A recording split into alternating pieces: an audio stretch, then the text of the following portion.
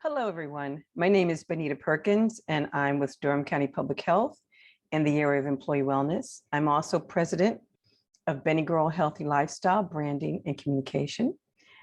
We've been in business for about 15 years, working with organizations, companies, nonprofits in the area of healthy lifestyle, especially as it pertains to women of color. So today's topic is right up my alley. We've been doing this for about 15 years. We've covered almost every topic you can think of in regards to healthy lifestyle, but this is one that I'm pretty, it's near and dear to my heart. So I've talked to enough folks about it, and I definitely understand the drama. So let's get started. I'm going to share my screen.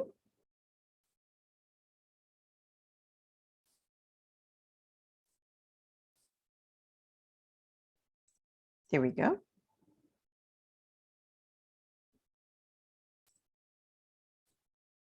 Okay, 7 ways to deal with a weight loss plateau.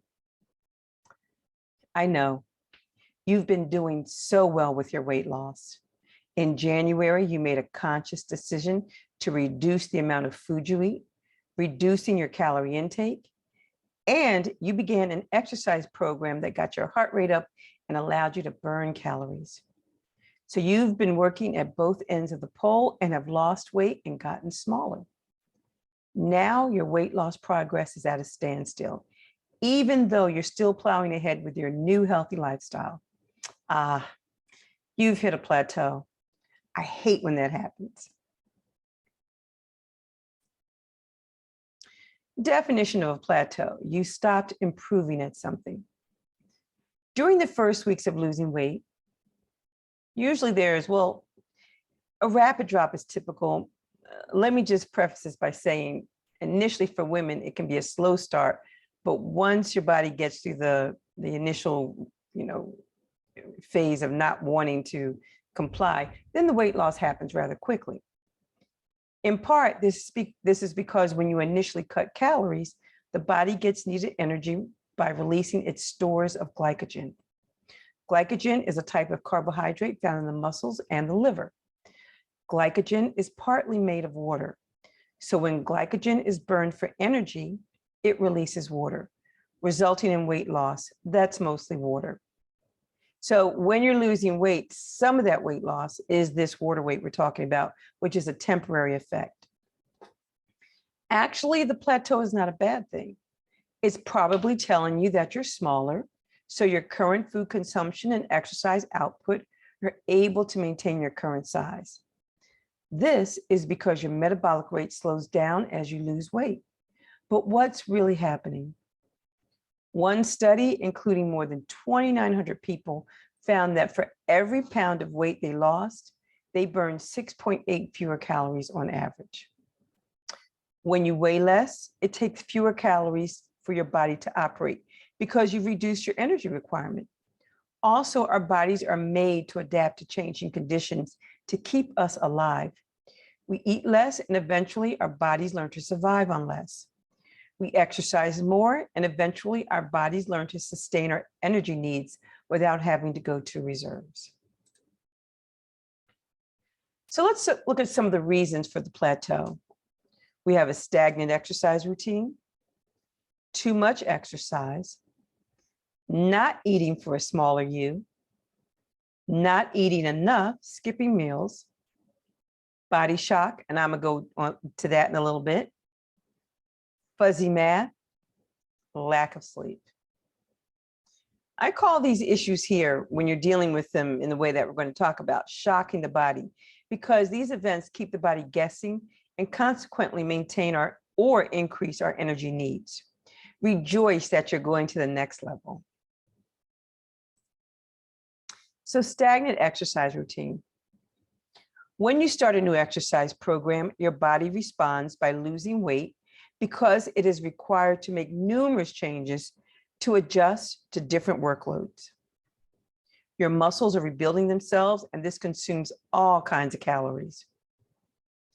But at some point, your body will stop adapting to the new workload, and as a result, you will burn fewer calories for the same activities. Don't let your body get used to exercise, to whatever exercise you're doing.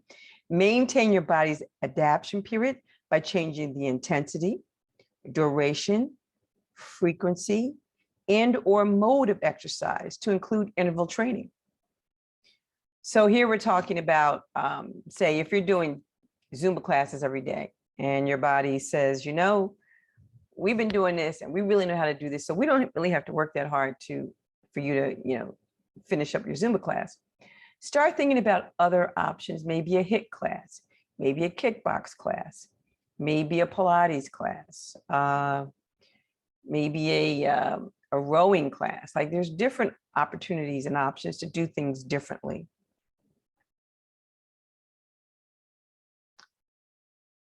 So let's take an example. If you burn 300 calories doing a workout on the treadmill at the beginning of your new exercise routine, your body will eventually adapt, becoming efficient enough that the number of calories you burn during that same workout will drop. So instead of burning 300 calories in a half an hour, you might only burn 200.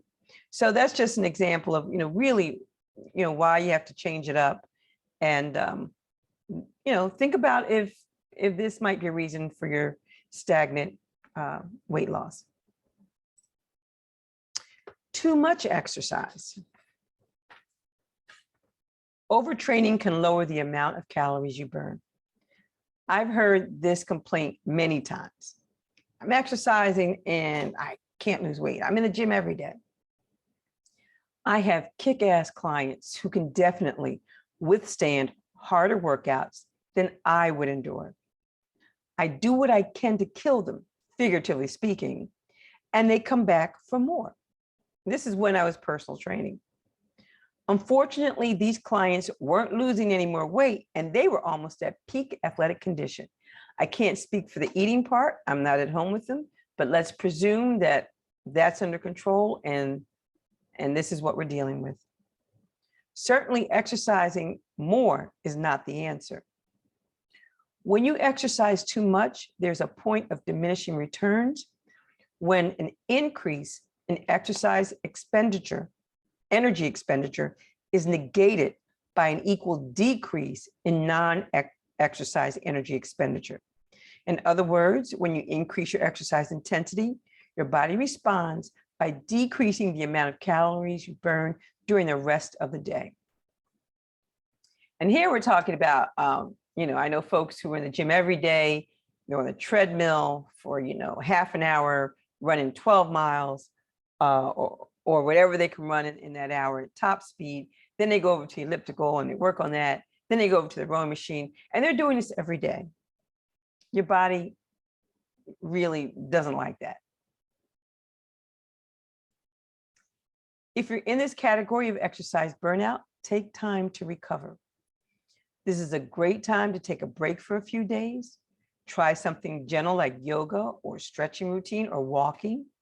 And after you've rested, get back to exercise, but lighten up your original routine and increase your intensity only as necessary. Remember, the body is all about keeping you alive. And if it feels that you're overdoing it, if it feels that you're exercising at a point where it could, not survive, it's going to slow everything down to compensate for all that energy expenditure. So just understand it's something to think about when you're thinking about why you might be not losing more weight. Strength training. Muscle burns fat, and losing muscle mass, which by the way is part of the aging process, means burning fewer calories. Resistance training promotes the retention of muscle mass, which is a major factor influencing how many calories you burn during activity and at rest. In fact, resistance training seems to be the most effective type of exercise for weight loss. Lean body mass uses 5 times the calories as fat mass. So if you lose your muscle mass, your metabolism drops and your weight loss slows. If you're spending most of your time on the treadmill, step off and grab some weights. In a 12-week study, young obese women who followed a low-calorie diet and lifted weights for 20 minutes experienced an average loss of 13 pounds. If you're already using weights, periodically use heavier weights so you can shock the body into working harder. Maybe every 5th workout session, move to heavier weights for your workout, then go back to the norm. And here we're talking about if you normally work with 5 to 8 pounds, on that 5th session, go to 15 pounds and do your workout. And then when you, on the next session, go back to your regular weight. Again, it's about shocking the body.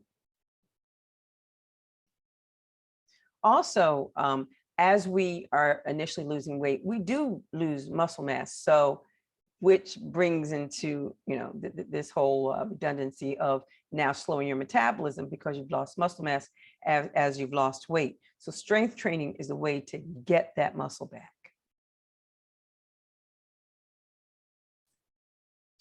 Eating for a smaller you. A smaller you needs less to survive. Here's the math behind it. The math for calorie requirements. For men, looking at how much they need to eat to maintain a certain body weight, it's body weight divided by 2.2, which takes it to kilograms, multiply that by 24. That will give you calories per day. For women, body weight divided by 2.2 to take it to kilograms, and then multiply by 23. So for this woman, if she's targeting her weight to 145 pounds, her maximum calorie intake should be about 1,515 calories per day, coupled with moderate exercise activity. If you're plateauing, check that you've reduced your calorie intake to match the calorie requirement to get to the new weight level. See where your eating regime is taking you.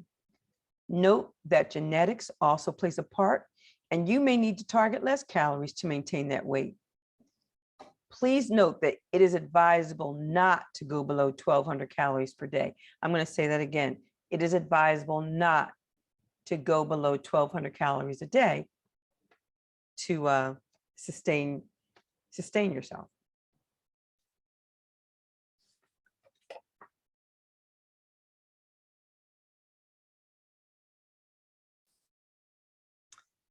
Not eating enough, skipping meals.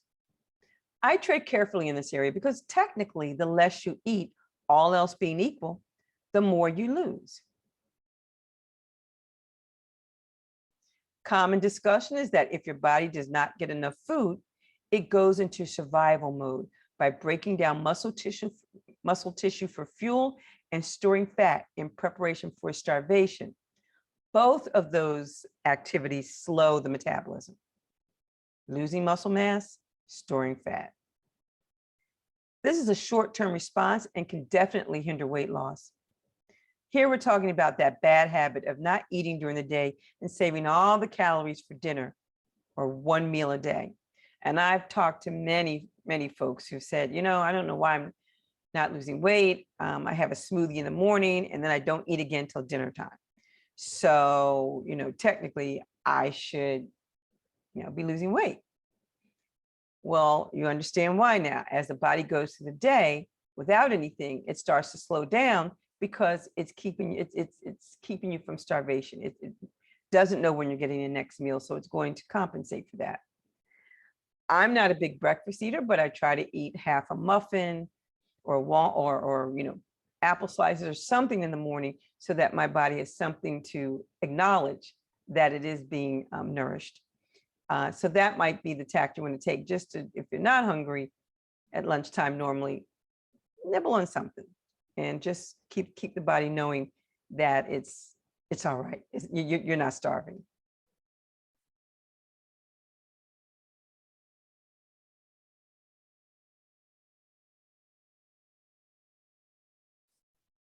Fuzzy math. Avoid it. It's common to overestimate calories burned and underestimate calories eaten. Look for places where calories may hide: salad dressings, spreads, sauces, croutons, condiments. Do you taste while you're cooking? Do you finish what the kids leave on their plates? Do you absentmindedly grab handfuls of nuts or maybe a few M&Ms. You might try keeping a detailed food diary. And it's easy to lull yourself into, I'm only having a few walnuts while I go downstairs. I'm going to have a few M&Ms.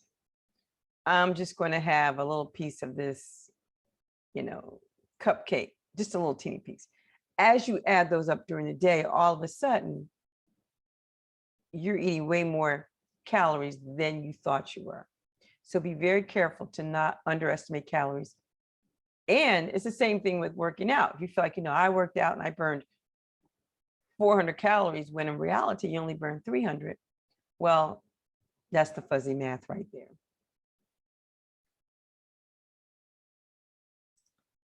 Body shock. And here's what you all want to hear, but again, in moderation. Some experts believe that breaking away from a regimented eating schedule for a few days can re-stimulate the metabolism by providing essential proteins and energy to build back.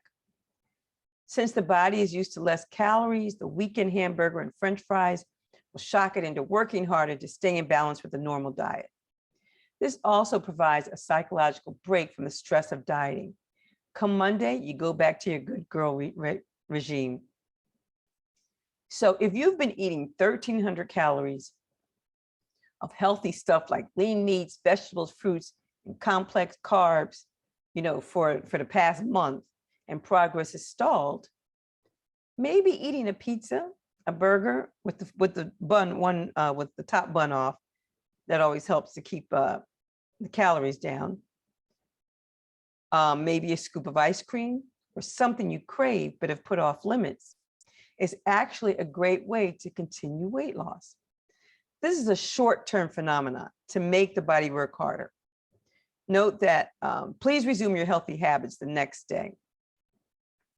And let me go into this a little more. The body likes homeostasis. It likes to stay at whatever it is. So we know that, if you're trying to lose weight, say you're 250 pounds and you say, I'm going to diet. Initially, your body says, I'm fine.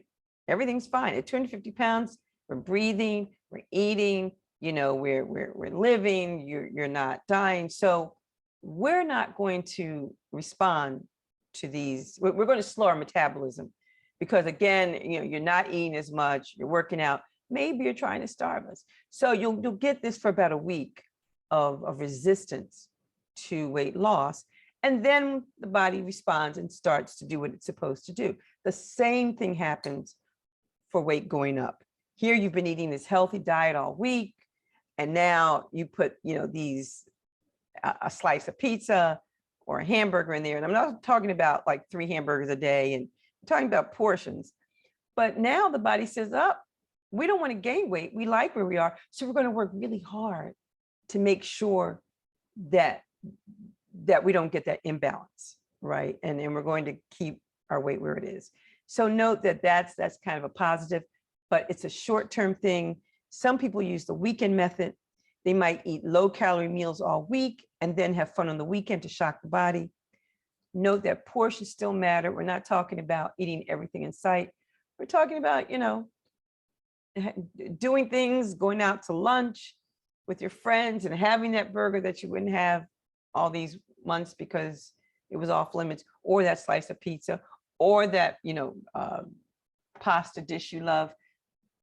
That's all right, because come Monday you're going to go right back to it and your body's going to get back to where it was. So something to think about.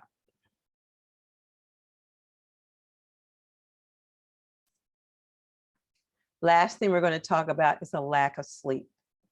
Lack of sleep is a weight loss killer. If you're getting insufficient sleep or rest, your body again goes into survival mode by slowing down that metabolism to preserve energy for survival. Sufficient sleep is an individual requirement. 8 hours is recommended, but some people thrive on 6 hours, and some folks can't function with less than 10 hours. If you've tried everything else and the weight loss is still slow to go, try getting an extra hour of sleep for the next several days. And note, this is probably one of the areas you have the least amount of control because, some people do have problems going to sleep. And so, you do the best you can with this, but note that it could be one of the reasons for a plateau. So in summary, weight loss plateaus are frustrating, but one of these options should help you get through it and to the other side to continue your weight loss journey. And don't look to friends or family for a sign of when you might hit that plateau point. Our bodies are all different, so they'll react to diet and exercise in different ways. People plateau at different points, and it really just depends on your body. Hopefully this information will help you get through the plateau so you can continue to make progress getting to your ideal weight. And here's my information. You can reach me at either email, and that's my number at the county. And anyway, I'm going to stop sharing the screen. Okay. And I want to thank everyone for participating in this.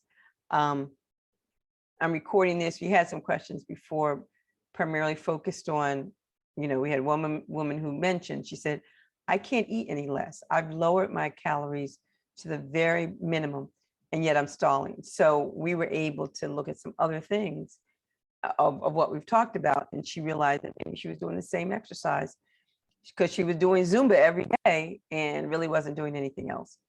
So again, I hope this is helpful, and I will see everybody next month. Bye-bye.